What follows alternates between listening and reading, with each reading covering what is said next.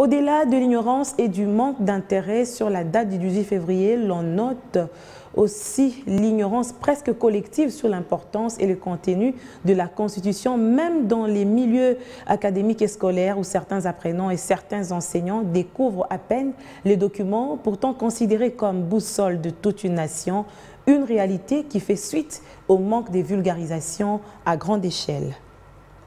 Constitution de la République démocratique du Congo. On ne la lui a jamais appris, ni à la maison, ni à l'école. Les souhaits des prodiges, que la loi fondamentale soit inscrite au programme scolaire. Mais à l'école, on dessine les drapeaux. Que les messieurs à l'école nous enseignent la Constitution. Cette fillette est un échantillon des enfants de son âge, et même plus âgés. La Constitution n'est pas connue de la majorité de Congolais. À l'occasion de son 16e anniversaire, certains lisent quelques articles pour la première fois. Article 136. Okay. Dans les 6 jours de son adoption, la loi est transmise au président de la République pour sa promulgation. Le Premier ministre en reçoit apparition. Ces élèves ne connaissent ni la date du 18 février, ni la quintessence de la Constitution, moins encore les contenus et les acquis y afférents. Est-ce qu'on vous enseigne ça? C'est très grave. Quand on ne maîtrise pas la Constitution, c'est comme un chrétien qui ne connaît rien de la Bible. Alors comment va-t-il marcher pour plaire à son Dieu? Donc quand on ne maîtrise rien de la Constitution, bon, on marche comme un aveugle et dans l'avenir, ça peut poser des problèmes très sérieux. À défaut d'un programme de vulgarisation, des enseignants dispensent superficiellement quelques contenus de la Constitution pendant les cours d'éducation civique et morale. Nous avons déjà prévu dans le programme de la 8e, ils ont une discussion sur la Constitution. Dès lors qu'ils connaissent quelque chose sur la Constitution, c'est déjà beaucoup.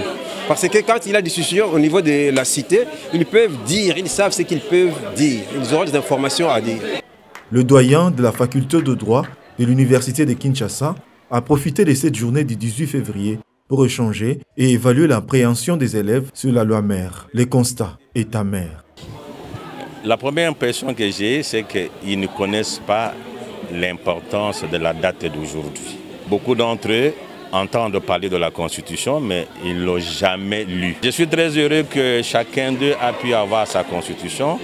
Ils doivent la lire parce que leurs droits se trouvent également dans cette Constitution-là. Les droits qu'ils vont réclamer auprès de leurs parents se trouvent là-bas.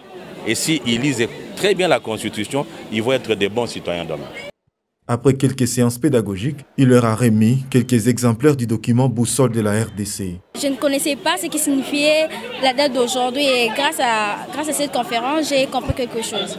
Je dois la lire pour comprendre quels sont mes droits et devoirs. D'avoir la Constitution, c'est quand même un privilège pour moi. Ouais, je vais essayer de partager ce que j'ai appris, le peu que j'ai appris ici avec eux, essayer un peu de le conscientiser. Si, au niveau scolaire, considéré comme laboratoire des élites et des futurs dirigeants, l'on ignore la Constitution, qu'en sera-t-il du reste de la population? Un devoir à prendre en compte par l'école, la famille, les autorités, pour que la Constitution congolaise actuelle du 18 février 2006 soit l'appropriation non plus de seuls politiciens, mais de tous les Congolais. Cette connaissance contribuera à renforcer la citoyenneté.